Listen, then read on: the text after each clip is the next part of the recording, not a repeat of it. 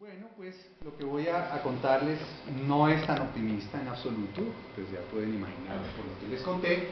Entonces voy a tratar de hacer más bien un análisis de hasta dónde llega esa ley estatutaria, cuáles son sus limitaciones, alcances, limitaciones y alternativas, porque también hemos construido alternativas, solo que no han sido reconocidas socialmente. Y tiene que ver también con la educación. Salud y educación andan en una órbita similar. En los últimos 40 años han venido cada vez organizándose más cerca. Pero bueno, voy a dedicarme solo a salud con esta lógica. Primero, tratar de recoger la perspectiva histórica. Miren, sin entender bien las trayectorias, los procesos, es muy difícil entender las coyunturas, ¿sí? Las coyunturas, claro, tienen como ese elemento de impacto, ¿no? Hay algo que pasó, cambió aquí, de aquí a acá, y entonces uno trata de entender qué fue lo que cambió. Pero si no se entiende la trayectoria, no se entiende qué cambió. Así de sencillo. Entonces voy a empezar por una visión histórica de lo que ha tenido Colombia en esa materia del derecho a la salud. Después ver esa coyuntura crítica de discusión alrededor de la ley estatutaria. Ahí les voy a contar que hubo dos visiones dentro del mismo Congreso de la República. No es que siempre sea la única opción técnica la que opera. Después vemos los alcances, ¿cierto?, de la ley aprobada en el Congreso, porque eso se aprobó el 20 de junio de 2013, ya hace un año largo. Después ver las modulaciones de la Corte Constitucional, que como toda ley estatutaria, toda ley estatutaria que define el contenido de un derecho fundamental, toda ley estatutaria debe pasar por control constitucional de la Corte. Entonces, pues, ese trámite ocurrió con la ley estatutaria en salud y salió en mayo de este año, salió el concepto, digamos, en un documento que era más bien un comunicado, de los comunicados que saca la Corte, y entonces no tenemos todavía la sentencia completa, que son como 500 páginas, porque la están revisando a tal punto que quieren cada uno estar seguro de que quedó ahí.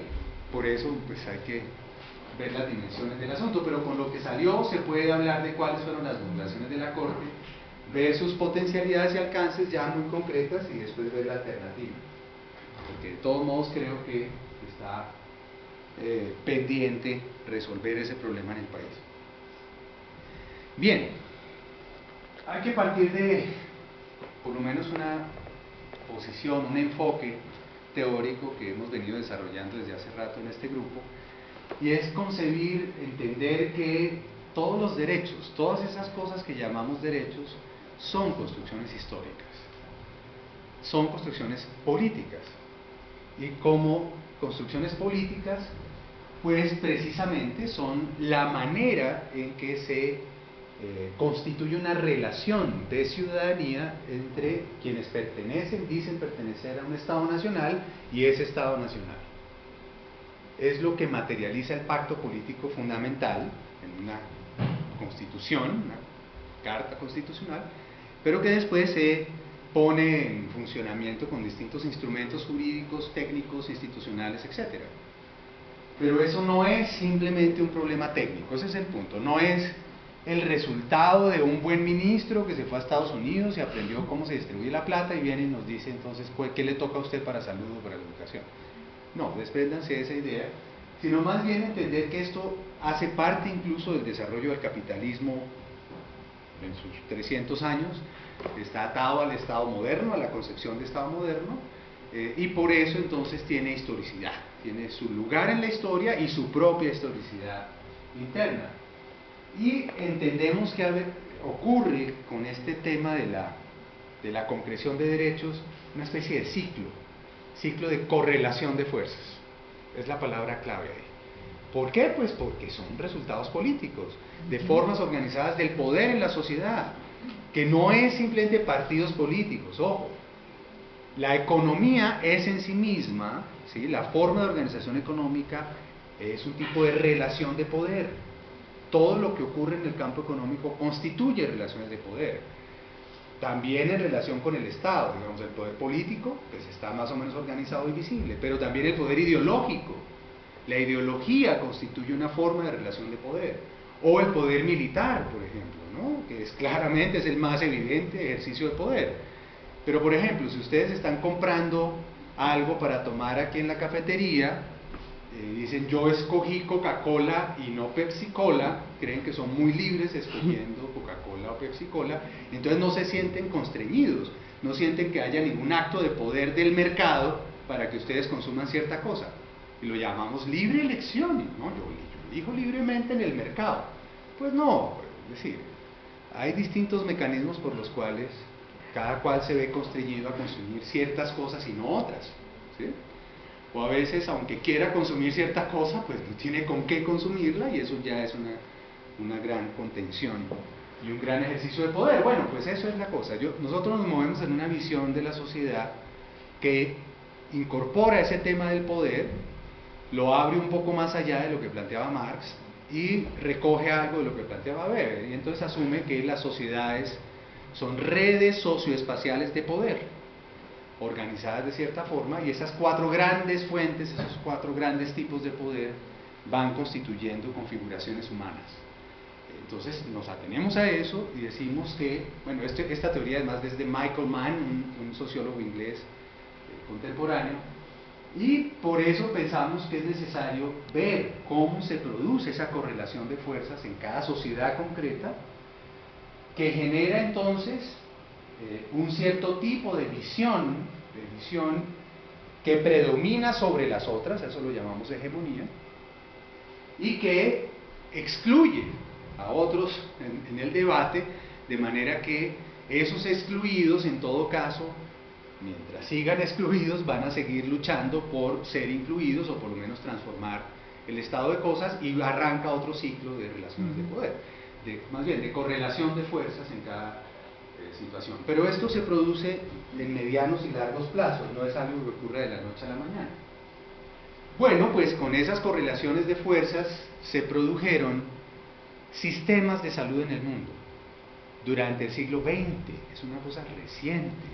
Si ustedes se desplazan un poquito al siglo XIX, lo que encuentran es estados nacionales empezando a constituirse que asumían la población como parte de su riqueza y trataban, y finalmente, pues con el conocimiento, el desarrollo del conocimiento científico, empezaron a armar una visión más bien de control de población a través de la estadística y de condiciones sanitarias para tratar de evitar ciertas enfermedades que afectaban a todos, epidemias, por ejemplo, ¿sí?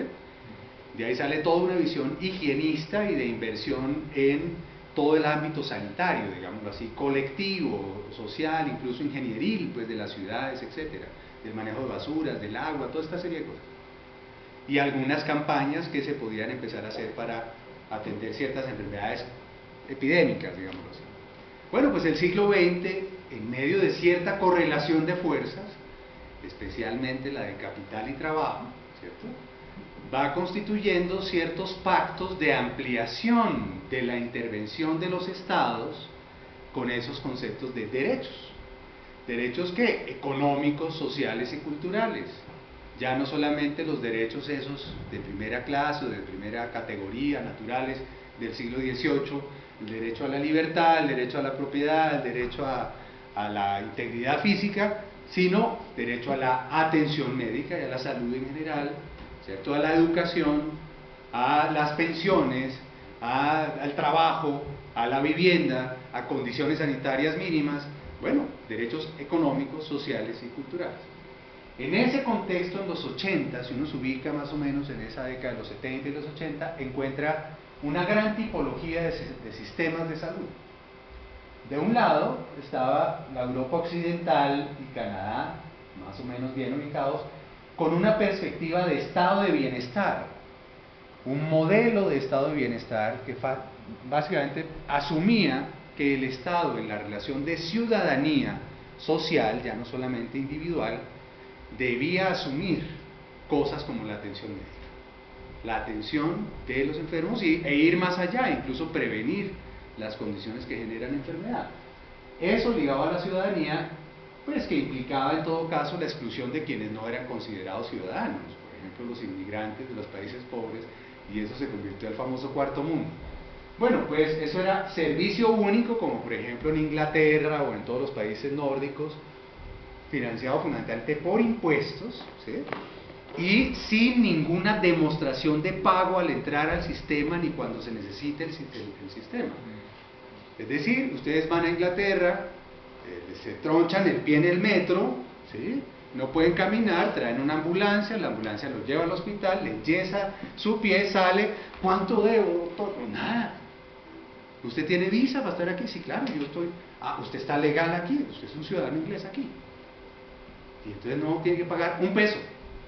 Porque todo el sistema de impuestos está organizado para acceso universal de todos los ciudadanos ingleses, ¿sí? A los servicios de salud. Ojo, en educación pasa lo mismo en los países nórdicos.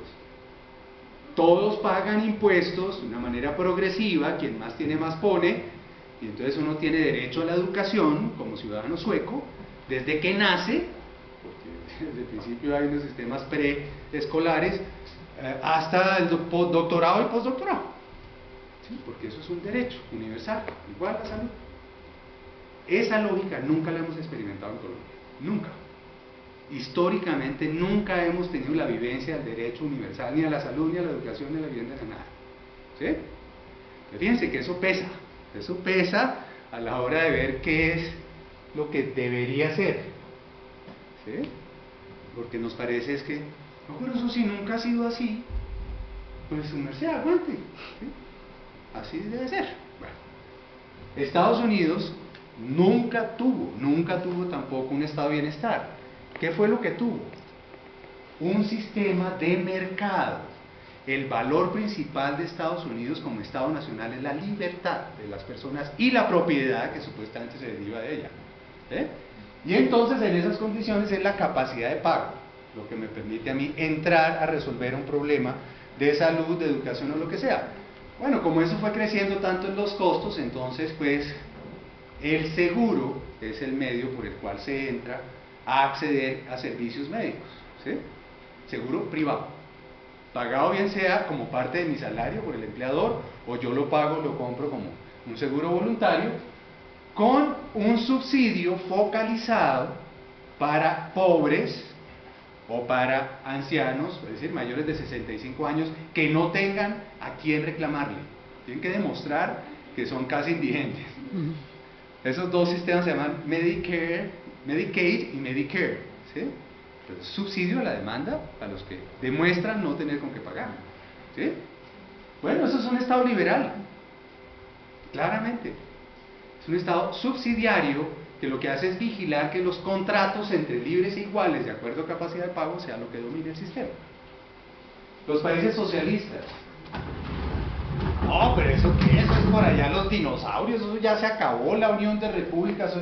Ahí está Cuba, ¿sí? Ahí está Corea del Norte, hay varios países más todavía diciendo, nosotros seguimos en el modelo socialista. ¿Y qué es lo que dicen ellos? Una vez abolida la propiedad privada, todos somos trabajadores. Y la riqueza de esa nación de trabajadores es la salud y la educación, la capacidad de los trabajadores. Cuba le invierte el 36% de su presupuesto en salud y el 35% en educación, se le va todo en eso, porque esa es la riqueza de ese país. Y claro que tienen los mejores indicadores de educación, de calidad de educación y de salud también.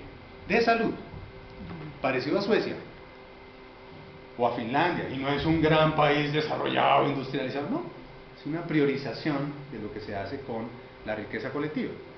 Bueno, y el tercer mundo, eso que se inventaron por allá desde los 50, diciendo es que son los pobrecitos que tienen que desarrollarse y no sé qué tal. Bueno, pues lo que hemos tenido, y ahí nos incluimos como colombianos, es una segmentación poblacional, institucional, de recursos que siempre nos ha dejado salud para pobres, salud para medios, salud para ricos. Educación para pobres, educación para medios, educación para ricos, ¿sí? Luego es muy parecido a lo gringo, solo que pues menos competitivo, simplemente asumimos que son grandes capas de la población. Y ni modo, hay unos privilegiados que plata llama plata, decía mi abuelito. Entonces pues los ricos pues sí pueden ir a Harvard, lo que pues sí, su merced, si tienen plata. En cambio si usted es pobre, pues aguante, mijo, trabaje, mijo, robe, mijo, Y si se dan cuenta, pues ocúltelo y hágalo bien, como le decía la mamá a Pablo Escobar. ¿Sí? Haga las cosas bien. Si no puede, hágalas mal. Y si las hace mal, pues que no se den cuenta, mijo, porque eso es grave. ¿Sí? Bueno, esa es nuestra lógica. Pero ¿cómo se llegó a eso? ¿Cómo en Colombia en particular se llegó a esto? ¿Y qué tanto está resolviendo la ley estatutaria ese asunto? A eso me quiero dedicar el resto del tiempo. ¿Sí? Bueno, este es el mapa institucional de la década del 40, mediados de los 40, también resultado de una púa distributiva muy compleja. Hay un librito por ahí que dice precisamente, como una investigación que se llama La salud fragmentada en Colombia, es sobre ese periodo de construcción de esas instituciones básicas. Bueno, pues ahí lo que había era Ministerio de Higiene, se llamó así en el 46, después se le cambia a Salud Pública en el 53, pero para pobres. Recoge lo de la asistencia, de la beneficencia, la asistencia pública, esos hospitales de caridad, y además empieza a construir hospitales públicos, pero para pobres. Se decía, no, pues allá van los que no tienen con qué pagar. Y si usted iba teniendo con qué pagar, hasta se sentía mal, porque eso es para pobres. ¿Sí? Y no quería que lo atendieran ahí, porque eso es para pobres. Bueno, pero eso creció bastante, centros de salud, hospitales, etc. Separado completamente dos grandes sectores, subsectores internos de seguridad social. Uno que se llamó el Instituto Colombiano de Seguros Sociales en el 46, creado en ese año, para trabajadores formales del sector privado, y especialmente se hizo para del sector industrial. Ni siquiera entró el sector cafetero, que era el principal eje de la economía colombiana. No, ellos tenían su propio sistema paralelo que lo daba la Federación de Cafeteros. La minería, nada. Petróleo, nada. El petróleo tenía su propio sistema ya empresarial, no tenía nada que ver con el seguro. Luego esto fue de baja cobertura y solo para el sector urbano industrial. Al lado, para los empleados y trabajadores públicos del Estado. Primero la Caja Nacional y después montones de cajas. En el año 90, por ejemplo, había como 1000 cajas de previsión. Cada municipio tenía su caja de previsión. Así de chiquita, jodida, pues, con muy poca plata, ¿no? Tratando de resolver problemas. Bueno, segmentación por todas partes, ¿eh? Seguridad social partida. Y consultorios y clínicas para los ricos, aunque bueno, también del sector privado han sido las droguerías, que tienen al médico ahí para formularle rápido al pobre, o los yerbateros también son parte, sí, el tegua y toda esa cosa, eso es parte del sector privado. Ay, como quiera, el que llegue, bueno. Muy bien, y una salud pública que empezó a crecer, tratando justamente de acoger o de resolver más bien los problemas comunes, colectivos, etc. Bien, viene lo que pasó después de la Segunda Guerra Mundial en todo el mundo, la expansión de los estados nacionales, ¿cierto? Bien fueran o no estados de bienestar, simplemente una expansión de la responsabilidad y la capacidad de intervención en la economía también, ¿no? En una perspectiva keynesiana, que se decía en ese momento era muy importante para el desarrollo. Bueno, pues nosotros entramos en una violencia bipartidista muy fuerte, muy profunda, que precisamente se trató de resolver con el general Rojas Pinilla, pero como él traía su propia agenda política, que la fue como desarrollando parecida a lo de Perón en Argentina, el populismo militarista, entonces los dos partidos tradicionales se ponen de acuerdo, las élites por allá en España, dicen, no, cortémosle el paso a este señor dictador, ¿no? ¿Qué es esto? Volvamos al poder, precisamente lo tumban y arman un pacto, el Frente Nacional. Frente Nacional que repartía completamente entre los dos partidos toda la estructura del Estado, todo el poder estatal. Entonces, pues, ¿por qué le sorprende a uno que hayan surgido las FARC? Que hayan surgido, pues, las otras guerrillas, si no es precisamente por un cierre del sistema político. ¿Algún problema de salud? Presión. 7 minutos de presión, no, en serio, si no, no le va a salir, no le va a dejar de parar la sangre. Pero no va a atenderlo, se va a hacer una llamada. Ok, muy bien. El cierre del sistema político produce entonces una búsqueda, una reacción, ¿cierto?, Lo que pedían esos personajes de las FARC, que eran unos campesinos que estaban tratando simplemente de cultivar su tierra, era una reforma agraria que les habían prometido desde los 30 y que después en el 60 volvió a ratificarse con una ley y nada que se cumplía. Entonces, y en este cierre tan espantoso, pues los tipos decidieron decir no más, nos tomamos estas fincas, estas tierras. Entonces les mandaron el ejército, pues se armaron y terminaron siendo guerrillas. Esas son las FARC. Si ustedes les preguntan a las... Sí, es que estamos peleando por los mismos gallinas y los pollitos y las vacas que queríamos pues criar. Bueno, ELN, que es una cosa más elaborada, FL, Quintilam, M19. Bueno, en ese contexto de polarización, ojo, fíjense, poder militar ya no es simplemente el tema político, sino confrontación militar, conflicto armado. Entonces, en el sector salud también empieza a haber una división interna muy profunda entre todos estos sectores, pero sobre todo viene una presión externa que decía, es el momento de integrar todos esos servicios segmentados. Eso lo decía la Organización Panamericana de la Salud, la Organización Mundial de la Salud, el Banco Mundial incluso prestaba plata para la integración de los servicios, ¿sí? Pero internamente estábamos en esa tensión tan tenaz. Pues en lugar de integrarlos se hizo una coordinación, lo que hacemos siempre en Colombia, ¿no? No, hagámonos pasito, ala. No, más bien usted allá, yo aquí, tal, y ahí coordinamos. Bueno, pues esa coordinación significó permanencia de las distintas instituciones, y a lo que se llegó con la teoría general de sistemas en el año 75 fue a esta cosa. Eso era el Sistema Nacional de Salud 1975, que habla de subsectores. Todo el que preste servicios de salud está en el sistema, no importa, pero son subsectores. El subsector de asistencia pública, le decían oficial y mixto, el subsector de seguridad social y el subsector privado. Y cada institución sigue siendo lo que es. Lo que pasa es que el ministerio va a sacar unas normas y unos subsistemas transversales que nos van a permitir integrarlo. Por ejemplo, la historia clínica, imagínense, desde esa época, la historia clínica debe ser la misma en cualquier hospital o clínica o lo que sea. Y entonces si usted se accidenta al frente del hospital Simón Bolívar, por ejemplo, pero es del Seguro Social y tiene seguro, pues entonces la misma historia clínica la usan en los dos sitios y el seguro le paga al hospital, por ejemplo.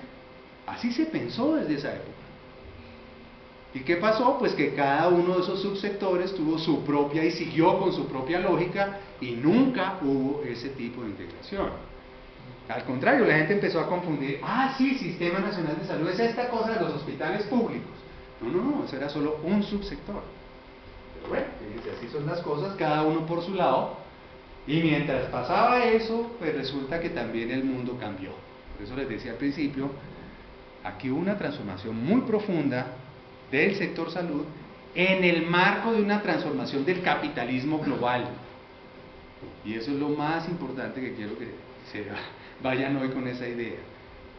El tema de salud cambió en el mundo entero, pero cambió porque se volvió parte de los procesos de acumulación global de capital y de riqueza. ¿Cómo pasó eso?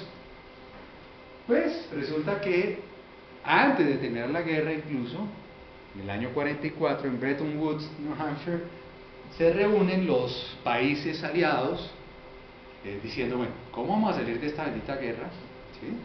Sabemos que la vamos a ganar, ya Estados Unidos tenía ya casi fabricada la bomba atómica, eso fue en noviembre del 44, y dijo, no, un momentico, vamos a generar entonces algún tipo de pacto que nos permita reconstruir los países que se van a quedar destruidos de la guerra, pero además reactivar la economía.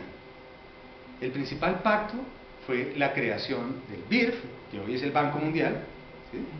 El Fondo Monetario Internacional y un pacto monetario fundamental de intercambio que se llama los pactos de Bretton Woods, que significaba el patrón dólar-oro.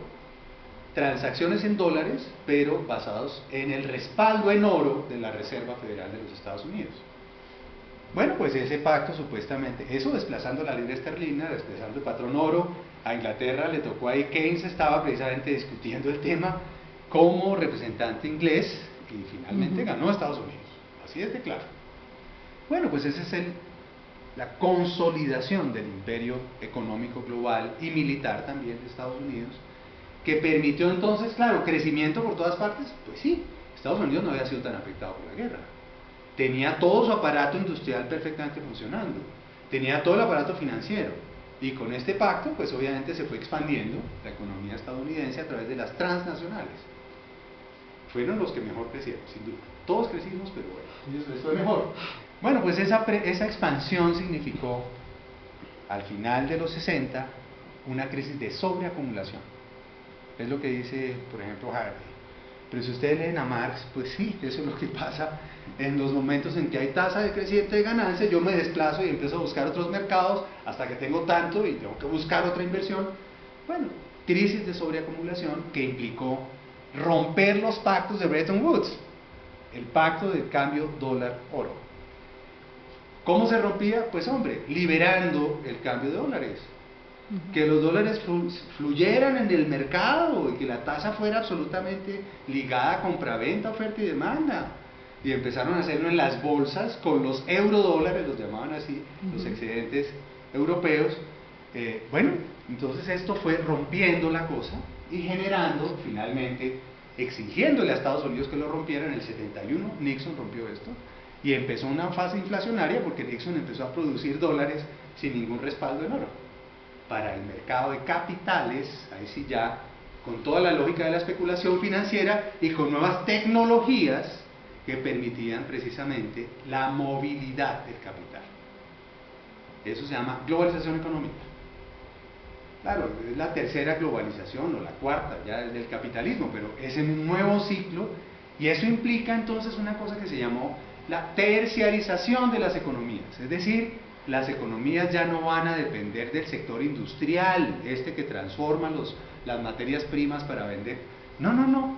El sector de los servicios es la clave aquí para la acumulación, especialmente servicios financieros, pero además servicios telecomunicaciones, informática, telemática, ojo, servicios de salud, servicios de educación, ¿sí? Que son servicios, no son una industria de producir máquinas o cosas de consumo, no, son servicios, organizados de cierta forma. Bueno, pues con la crisis del petróleo en el 73, todavía más se genera esta lógica de terciarización y entramos en esa bendita globalización que obviamente apoyada en la Guerra Fría, pues tenía todas las posibilidades tecnológicas que hemos visto ya crecer.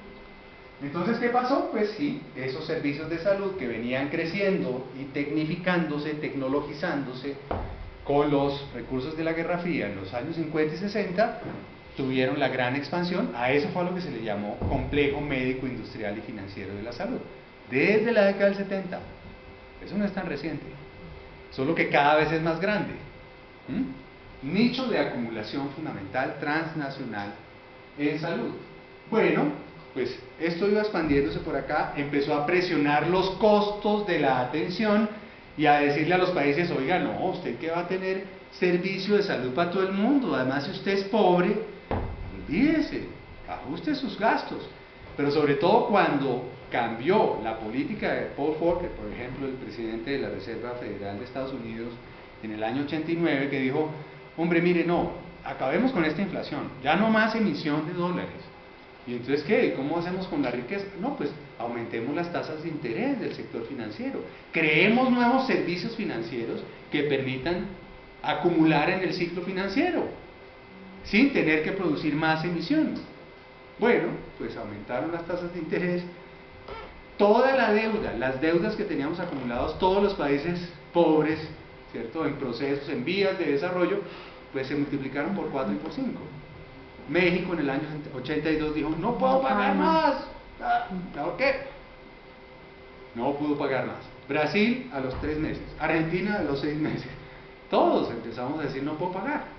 Entonces el Fondo Monetario dijo, hombre, no puede pagar, no hay problema, renegociamos la deuda, ningún problema. A ver, vamos a renegociar la deuda. Les ponían siéntese allá, no puede pagar, ¿cierto? Entonces, ¿sabe qué? Le voy a prestar más, pero con condiciones.